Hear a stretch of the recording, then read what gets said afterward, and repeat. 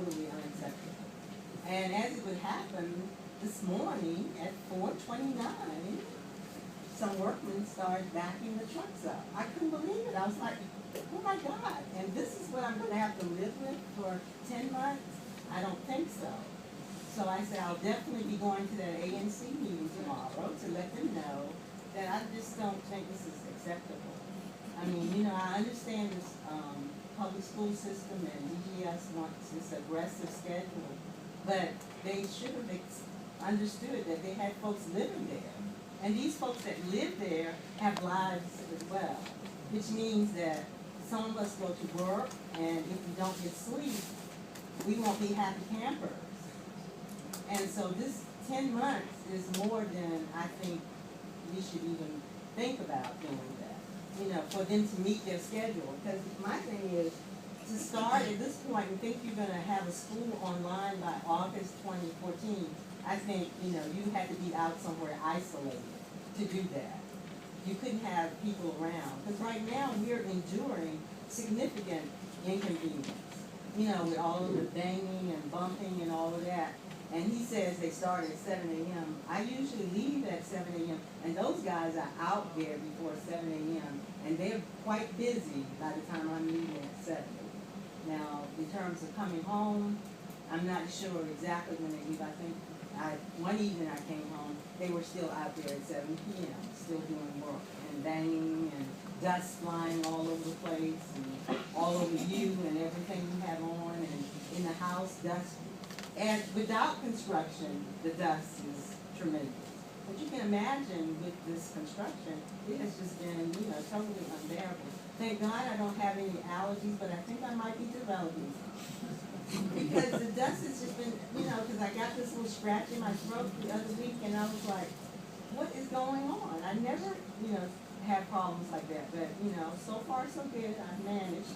Gargled with a little salt water, and that has helped, but it is really going to get worse, and I know that, and that's my concern. And I know others have opinions that they want to express, but I want you all to understand that 5 a.m. to 12 midnight is just not going to do, not in my life. Ms. Brown, can you state which street you live on, 12? Yeah, I live on 12th, so my house is at the back of the school's back. We would be back to back. We're in the 4,000 block of 12. Yes, thank you, Chairman, for the opportunity to speak. My name is Sasha Siminoff. I live at 4010 12th Street Northeast, also in the envelope. I would just like to have a minute to comment on a couple of these issues regarding the school. From the beginning, it's felt like this whole project has been very rushed, and with little consideration for those of us who live in the envelope. I know Mr. Diggs and Jackie are doing their job. They're doing the best they can, and so my comments are not directed at them personally. My comments are directed at the process. You know, the original blueprint of the elementary school was placed in such a way that it didn't impact any of the residents. There was only one house on our block that really was at the borderline, and that seemed okay. This blueprint pretty much doubles the size of the school. And the first question that really has never been answered is, why do we need such a large middle school when the other middle school in the ward is currently under-enrolled? So that's the first question, and no one seems to be willing to answer this question.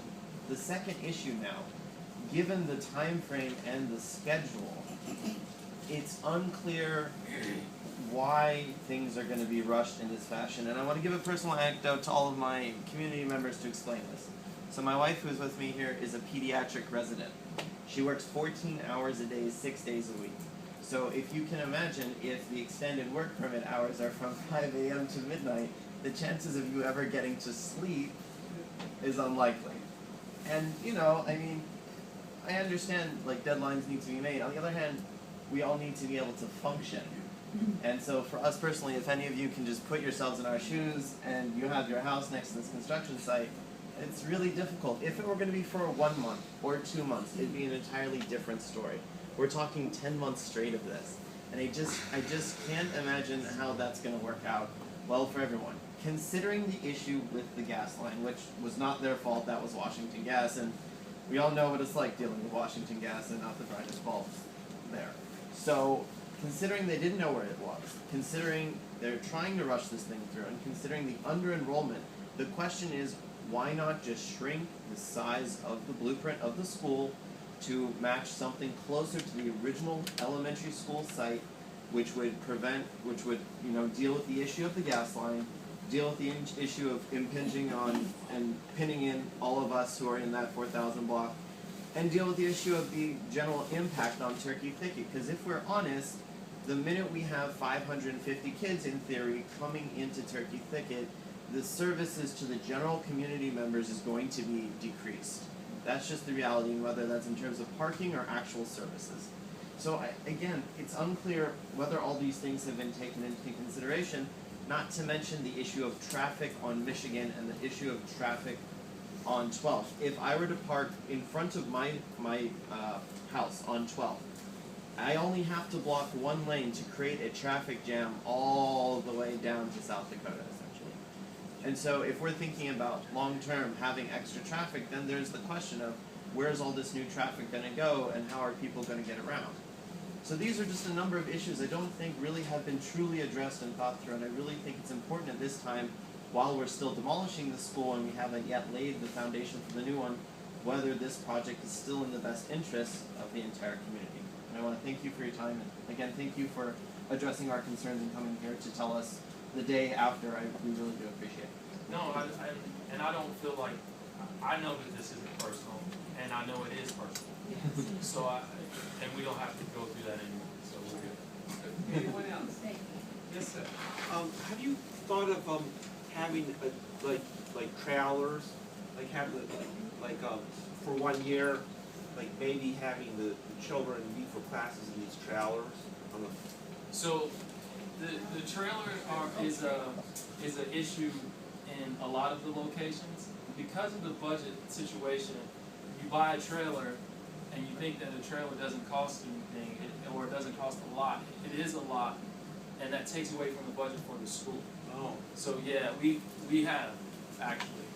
Oh, there's not an alternative location, alternative school where they could. Right. It's not. I mean. Alternative school. Right. That is there an alternative school or a swing school that they can go to? Yeah, during the process. 1 year or something. Not to my understanding, there isn't.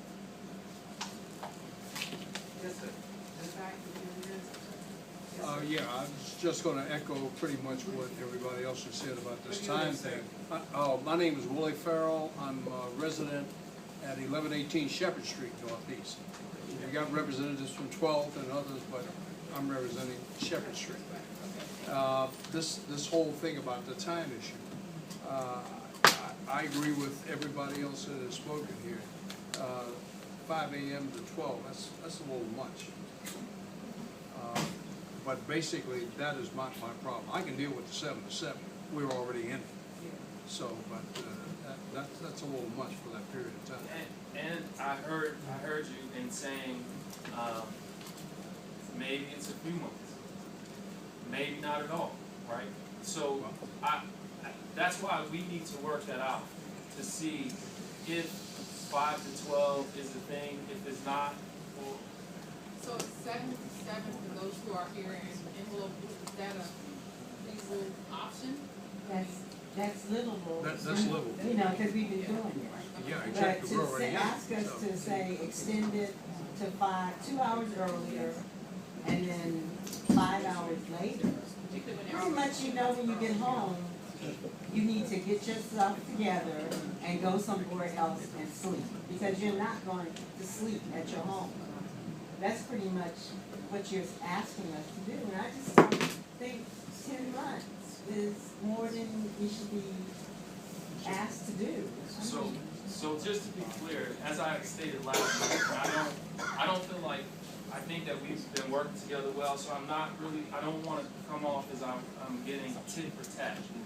We don't believe that it's going to be a 10-month period.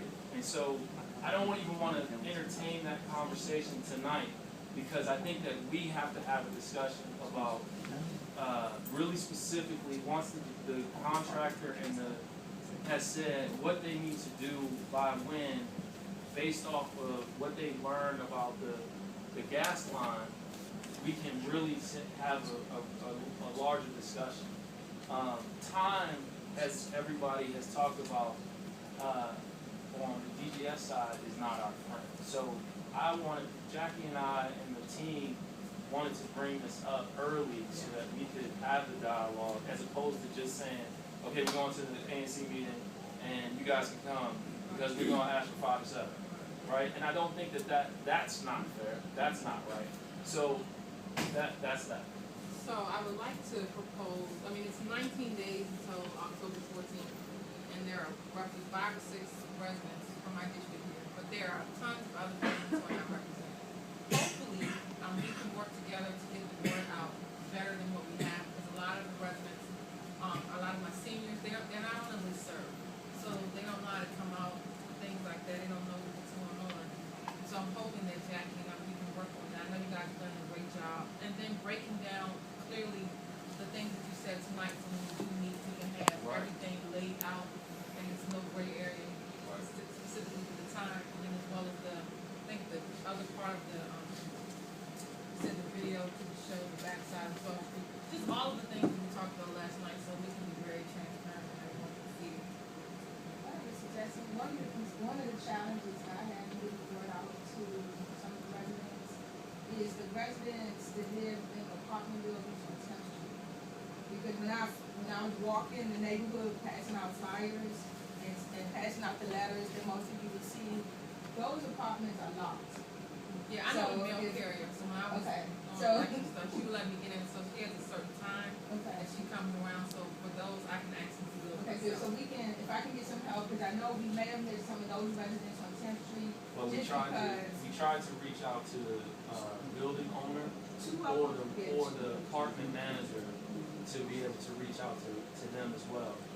But you see I'm just being honest, and this doesn't make any difference, but you see the stat.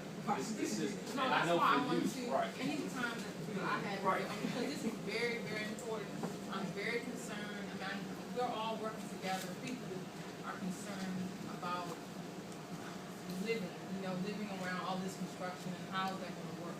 So we're all on the same page, but I just wanna make sure that everyone has a fair shot at coming to the meeting, so whatever press we need to do for the next 14, 15 days, whatever. So, but I'll be in to the envelope meeting is not that it's a closed door meeting, but is for the people that are directly affected. That's right.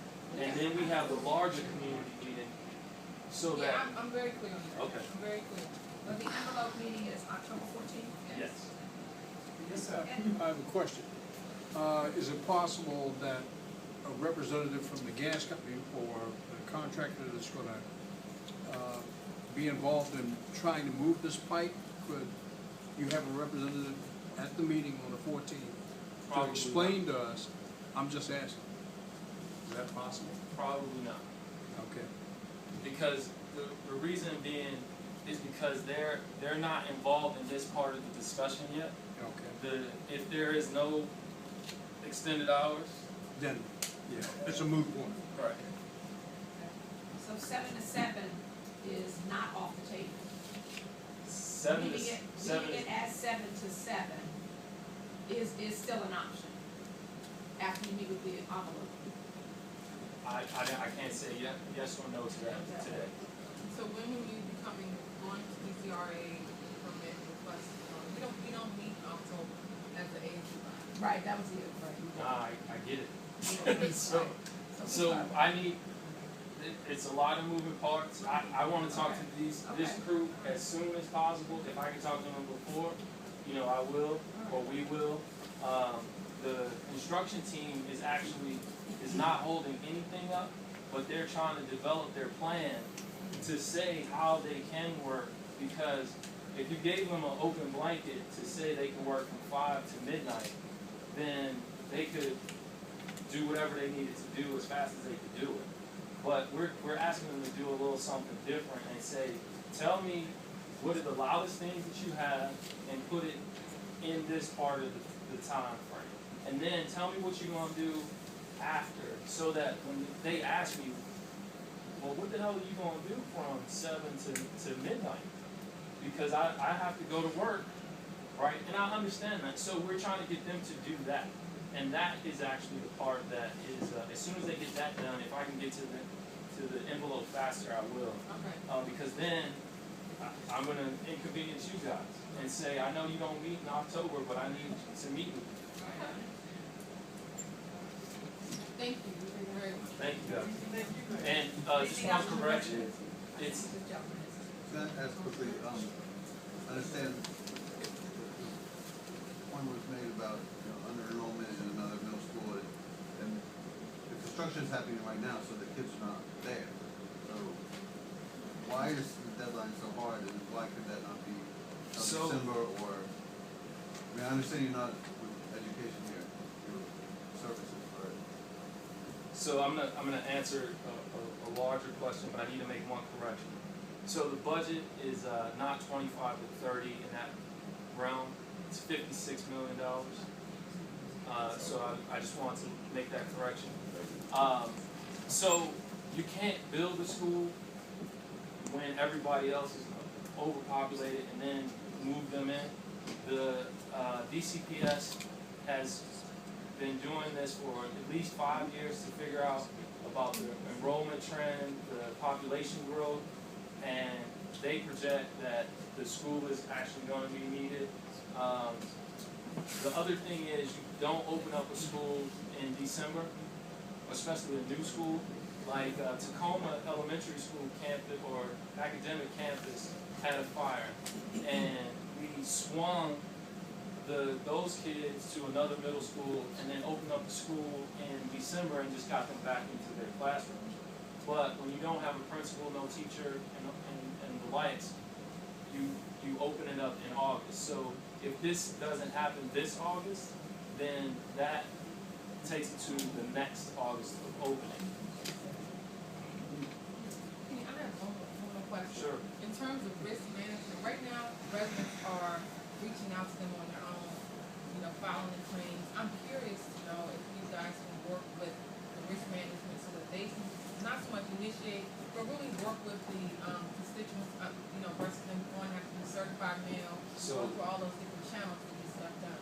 What we're trying to do is at this meeting with the envelope group specifically is have a representative from the risk Okay, management. perfect. But because of because we all work with the government, that is their lane, we have to let them, they are the lawyers and the legal team, so we have to let them do their business. But if we have a representative that you can see eye to eye with, then you have a person. Yeah, that'd be great. Thank you. You're welcome. Thank you for having me. Thank you. So does that mean that if we do have a claim, we should hold off No. until, so just proceed Yes. until we find? Yes. I'm saying this is Kenneth Diggs on record, not as the government, that you should do every claim, like we talked about last night, as they come up. Thank you.